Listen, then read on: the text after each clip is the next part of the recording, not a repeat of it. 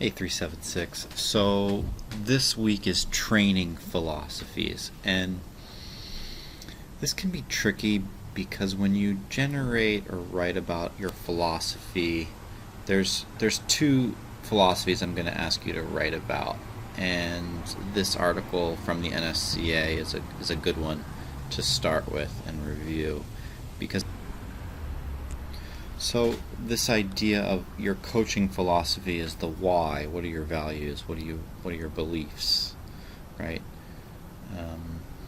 Versus your training philosophy, how you train, right?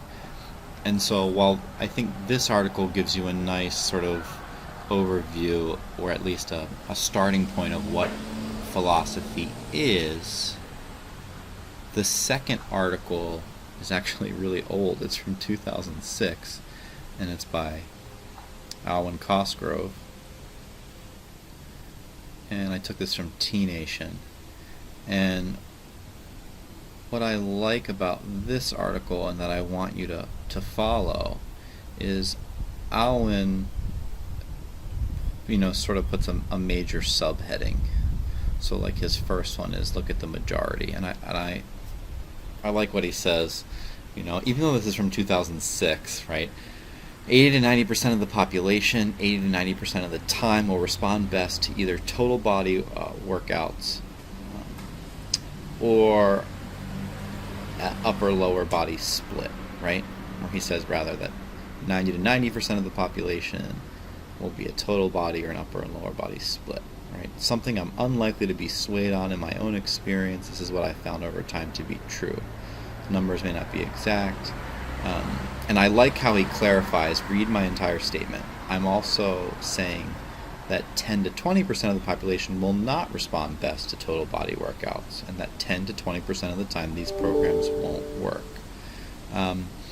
So I want you to kind of think about how you train, how you've experienced training in the past, because oftentimes our philosophies, for lack of a better word, are basically, well, what did I do in high school, or what am I doing now? And that's what I believe, and that's what I'm going to do, right?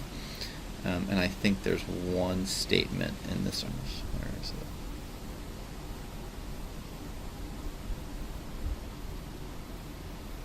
I think Alwyn's philosophy for training, by the way, is great. But this is the one that I wanted to point out to you, the tweak. So, individualizing and tweaking your philosophy as you grow,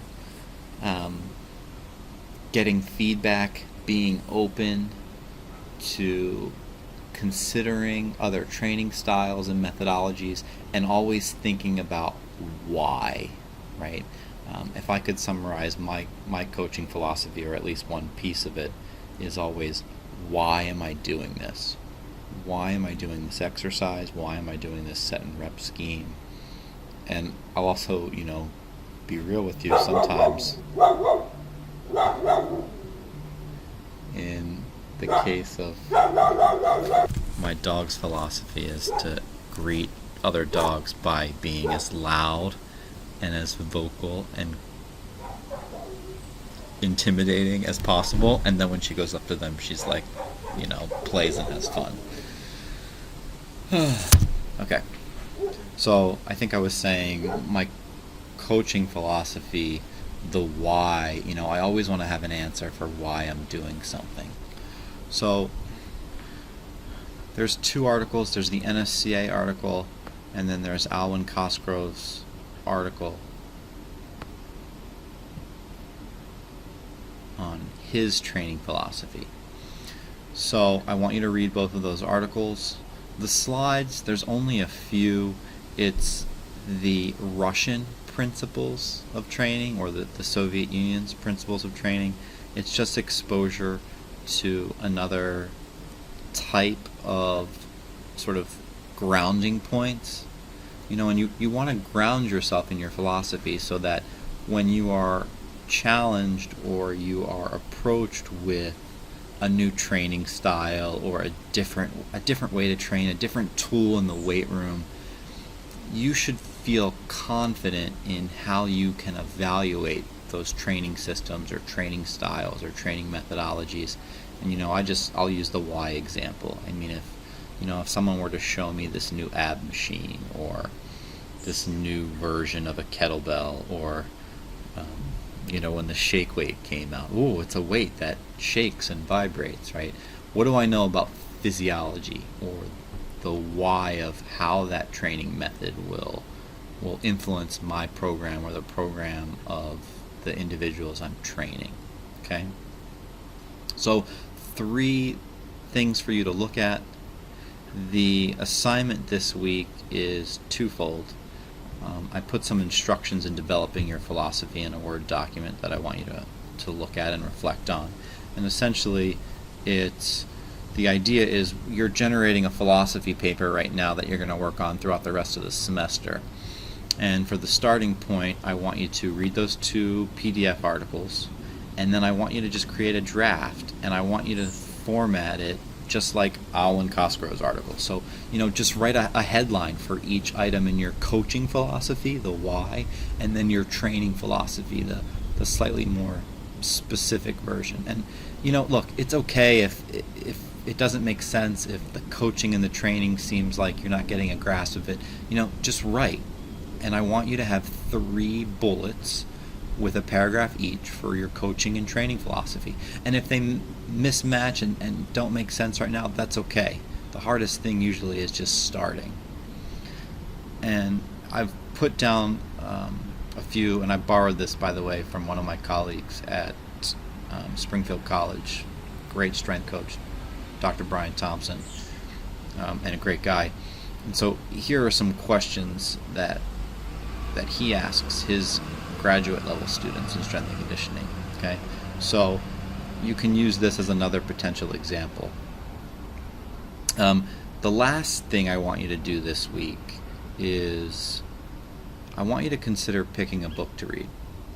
And these books range from straight up strength and conditioning, leadership, professional development, coaching, or even life, personal development, not necessarily about strength and conditioning. I've read a few of these. If they're in italics, I've read them. And I think if you can pick one book and just read a few minutes a day, okay, and just sort of keep a mental note to yourself of what topics jump out at you, what quotes jump out at you. I did this over the summer with the practicum and internship students, where I assigned them each a book and asked them to just update us each week on what they were reading and what they learned. And it was really well received. I'm not forcing you to buy a book. I'm not telling you which book to buy. This is just a list of suggestions, just to point out a few. Let's see here. I love The Sports Gene by David Epstein. It talks about all the different individualized stories of people based on why they were successful athletes. Really interesting stuff. Really old classic, How to Win Friends and Influence People. Great book. We talked about the why philosophy. Start with Why, Simon Sinek. That's a great book on leadership and being able to say why we're doing things. Stephen Covey's 7 Habits of Highly Effective People. Classic. Let's see if I put some other ones on here. I did not put probably one of my all-time favorites that I just read a few months ago is The Happiness Equation. And I love that book so much. I would just totally encourage you, if you can, to read The Happiness Equation. It's just, each chapter is literally like a page to 2 pages. It's such a quick read, and each chapter is just a story, and just a great book. Okay, so hope you can pick a book. Hope you have, I hope you struggle writing your philosophy, and that's okay. Put something together. You're going to come over to week 5, and you're going to post your training philosophy in the forum, and also please post what book you're considering reading. Okay? So thanks through 76. Have a good week.